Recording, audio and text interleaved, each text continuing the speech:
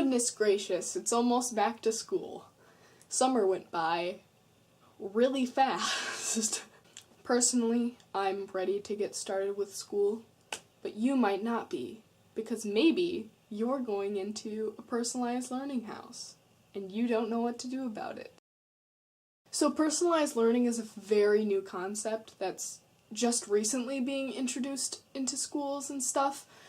So if you don't know what it is, personalized learning is a kind of a group or a house off to the side at your school where they try to get the kids to teach themselves.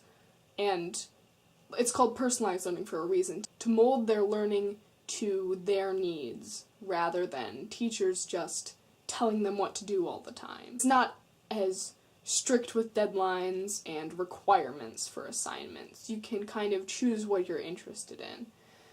That's the whole gist. If you've never been in a personalized learning house before, it can be really difficult transitioning from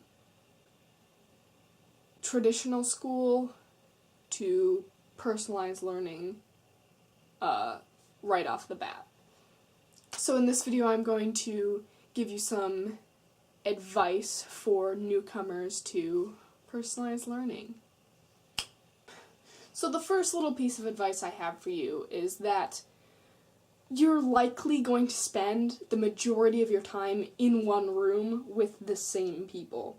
And there's going to be a lot of going back and forth from that classroom to your elective classes, back to that classroom over and over again throughout the day. So in the first few days of school, you should really try to map out the quickest way to get from there to your elective classes and back in time.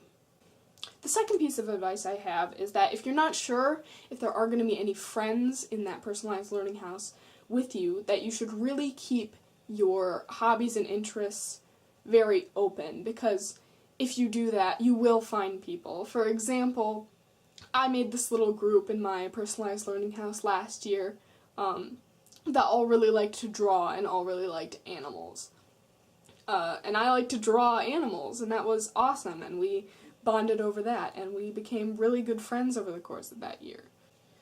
So from my experience, personalized learning houses can be really on and off with the amount of workload, and due to the fact that not everyone is going to be finishing their assignments at the same time.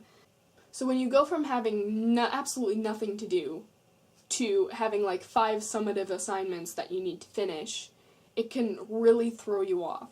So what I recommend doing is keeping a checklist and prioritizing your assignments. If you really feel like you cannot handle something in the time that your teachers are giving you, and you really need more time to do something because you have higher priorities instead, just talk to your teachers about it.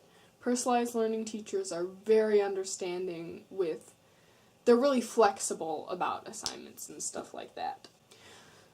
So another piece of advice is, even if you're allowed to work in groups on something, sometimes the best decision is to just do it by yourself, especially if it's in a subject that you're not super great with. For me, that being science. We worked in groups a lot for science last year, and I find it really hard to work by myself, especially when I'm allowed to work in groups, because like I said earlier, I had this group of friends that I always wanted to be with all the time. So what I'm gonna try my best next year, going into school, to try and work with them, of course, sometimes. If you don't think you're gonna get something done on time or done well with a specific group of people at a certain time, then maybe it's just better to do it by yourself. You can ask for opinions from them, of course, just maybe it's best to complete it on your own. There are going to be people in your personalized learning house that you are not huge fans of, and it's going to be a huge pain to spend the majority of your day in the same room with them, and you're going to have to be forced to work with them from time to time. There's not much advice I can offer with that, Except, be nice to them too and try your best to deal with them when you're forced to. Of course, try your best to be nice to them. You don't want to be mean and have enemies, That's about all the advice I have for going into personalized learning houses. So, good luck with back to school.